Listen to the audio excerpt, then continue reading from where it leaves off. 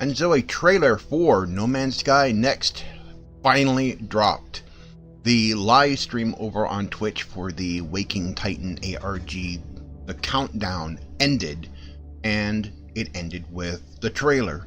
The stream is still going on, showing some of the profiles for Dreamers. Also submitted pictures from the community of various planets they found, various worlds that they thought were interesting, to show what the game was like before Next launched. Because from what we've seen of the trailer and also what has been posted on the No Man's Sky website, the entire galaxy, the entire game simulation is being completely restarted. What they're doing is they're taking what currently exists, tossing it out, and regenerating everything. Absolutely everything. On the No Man's Sky website, the details are: multiplayer. Team up with a small team of friends and explore the universe together, or be joined by random travelers. You can meet people. You two travel in a team of 4. What we've seen consistently is a team of 4, and you do run into other people. You can help friends to stay alive or prey on others to survive. There's basically PvP. Like, we've seen images of players shooting in doors on bases, so there's the possibility that there will be destroyable bases, and there'll be more on that here in just a moment. Tiny shelters or complex colonies you can build as a team are shared for all players. Fight as a pirate or a wingman in epic space battles with friends and enemies. Race exocraft across weird alien terrains. Create racetracks and trails to share online. That's where the terrain editor comes in. The multi-tool has a terrain editor that was introduced an update back, and so that's where that will play in, where you can make tracks on planets and you can race your various exocraft. Character customization allows you to personalize your appearance. We know that the physical copy of the game for the Xbox comes with, if you pre-order it, you get a special Xbox exosuit. We've seen in the trailer, in the video, and in screenshots on the website, we see a Gek wearing a partial suit with one of those modules on his shoulder, which suggests that we might be able to play one of the 3 races. Also, a Gek, a Vy'keen, or a Korvax. That's not confirmed. That might be an NPC, or that might be a player. We think it's a player, and we've actually seen that character move around in the trailer. Visual overhaul. This is the big thing. From the trailer, it seems like everything's been changed. The lighting is different. This supports 4K HDR on the Xbox One X. So if you have a 4K TV and you have HDR support, and the Xbox One supports your television's implementation of HDR, which there is no standard as of yet, then you'll be able to get really good lighting in the game. It will still look great even on systems that don't support that particular format of HDR. On PCs, it'll still look great. It looks like they really overhauled the terrain design, the terrain generation. In the trailer, we saw a lake with rivers, actual rivers, and the trees are to proper scale. Everything seems to be to proper scale. The ships, everything seems to be to proper scale. It wasn't before. Everything was scaled odd. The trees were unusually small in the game originally, the way it is currently. And when next launches next week, all that will change. Visual overhaul. The game is fully playable in third or first person, both on foot and in ship. Now, I've noticed that on the back of your exosuit, the back of your character, on your backpack, there are lights. And some people have pointed out, and I think this is true, this is your indicators for life support and environmental, in your environmental protection. This is so you can see those without a HUD. Your HUD is on the back of your suit, just like in Dead Space. So, interesting way of doing that without a HUD. When you go into first person, you'll likely get a HUD from inside your helmet. The one thing we have not seen yet, and this is one thing that they have not shown, is the UI. What will the inventory screens look like? The screens for the inventory, the screens for uploading your scan data. We don't even know if all of that will still be the same as it is in the current game. Nothing's been announced yet as to whether any of that gameplay is identical in this. Is it going to be handled differently? Is that still going to be the same? Are you still going to be able to scan plant life and animal life to earn credits? We don't know yet at this time. But planetary rings and improved space visuals make space more beautiful than ever. Did see a planet with rings. Don't know if it's a gas giant. Don't know if it's a gas giant. It'd be cool if it was. But it does have rings. Will they be asteroids when you fly close up, or will it just be a flat disk? Hopefully it will actually be asteroids. Hopefully. Dramatically improved planetary terrain generation. Ground textures, water, and clouds bring the environment to life. There were multi-layered clouds, and the clouds looked a lot better than they currently do in the game. And the terrain, as I said, looked significantly better. The significant improvements to the terrain generation algorithm. Significantly more detail added to ships, NPCs, and buildings. I did notice that also. The buildings looked a little more complex. The ships looked a little more complex. So definitely there. Okay, here's the biggie. Unlimited base building. Bases can now be built anywhere on any planet. We saw underwater bases. You can build bases underwater. Dramatically increased base building complexity and size limits. Well, don't know what the limit is on a single base, but we saw some pretty big ones, and again, underwater. Hundreds of new base parts. We saw some new parts. We saw some parts that we didn't know that aren't currently in the game. In the trailer and in screenshots, there are base parts that we have not seen, and own multiple bases. This has been teased in the game a lot. When you interface with the portal in every base in the game currently starts out with a base building, and there is a portal in the building. Now the portal activates only after you've made a hyperspace jump 3 times.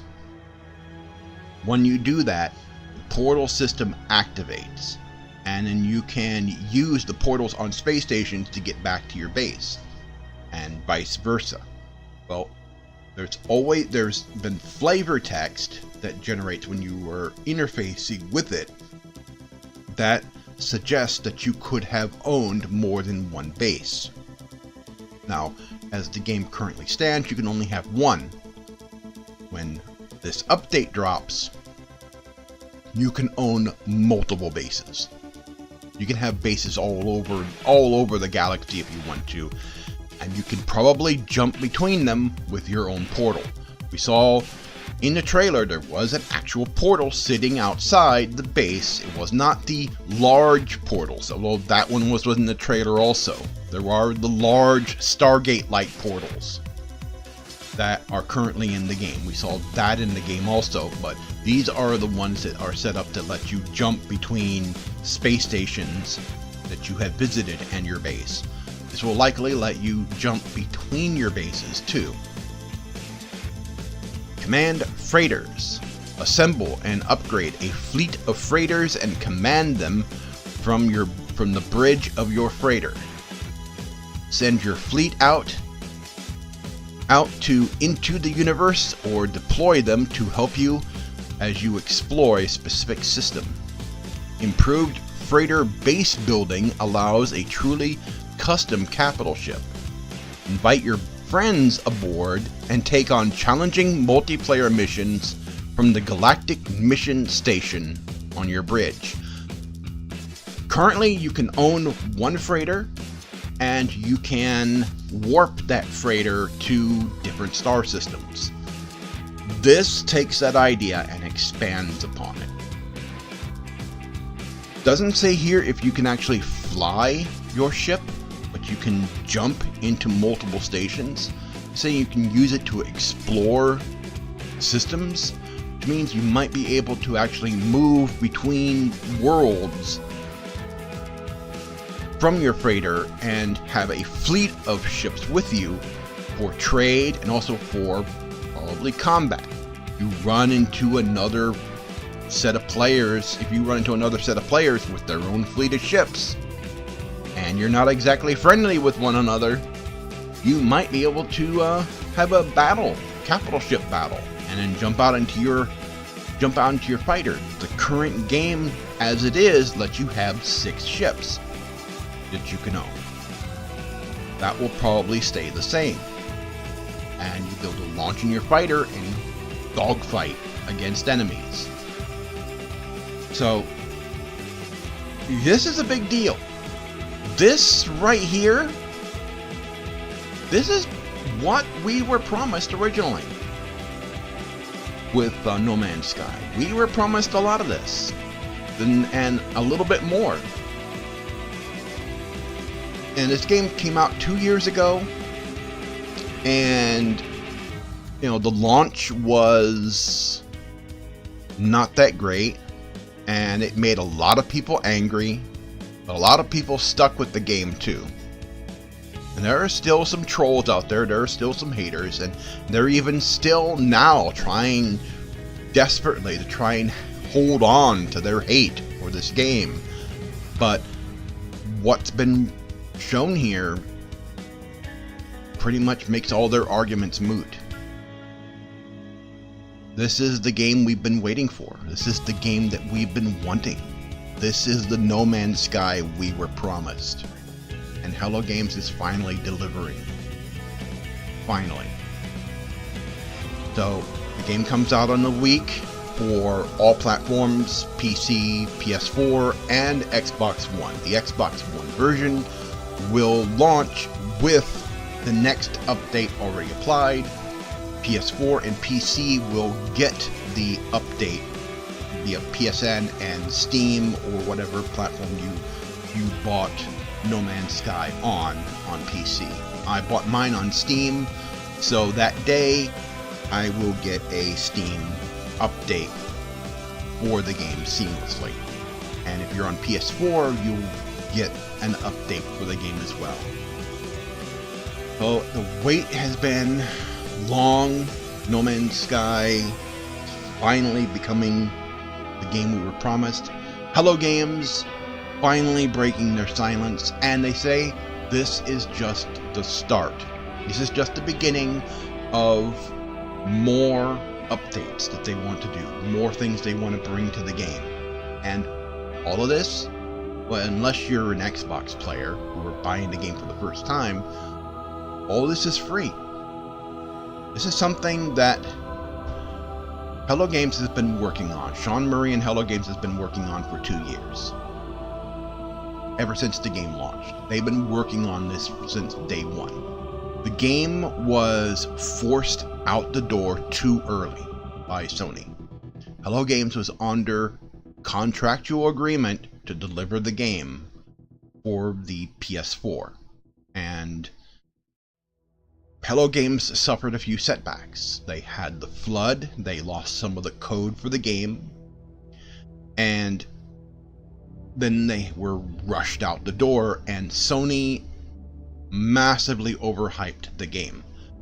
Because they are under a timed exclusivity contract with Sony, what happens there is Sony is responsible for the marketing. And Sony marketed the game like crazy, and it launched in an unfinished state because they wanted it out too early. This game needed more time to gestate.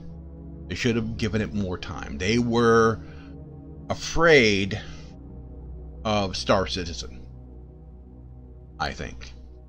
I think that's what they were afraid of. They were seeing what Star Citizen was doing, and they were afraid of it. Now, Star Citizen it's still an unfinished game. It's still, what they're trying to do with that is pretty impressive, pretty amazing. They need to actually get out of alpha and into beta and actually start releasing things to the public rather than just releasing stuff to just their backers. But I think Sony was afraid of them. And that's why they pushed the game out the door so quickly. So, want to blame anybody for the bad release of No Man's Sky initially? Don't blame Hello Games, blame Sony. I blame them because I know how that works. I know how that exclusivity contract stuff with them works. They are responsible for that. But let's move on. Let's not dwell on that negativity. We're finally getting the game that we were promised, that Sean Murray was talking about before the game launched. The game that he said that it would give us with multiplayer and everything. This is what he said was coming. And this was in an interview he did before the game released. We are finally getting the No Man's Sky we were promised. I've been Mike. Thanks for watching Gamers Bay News. See you next time.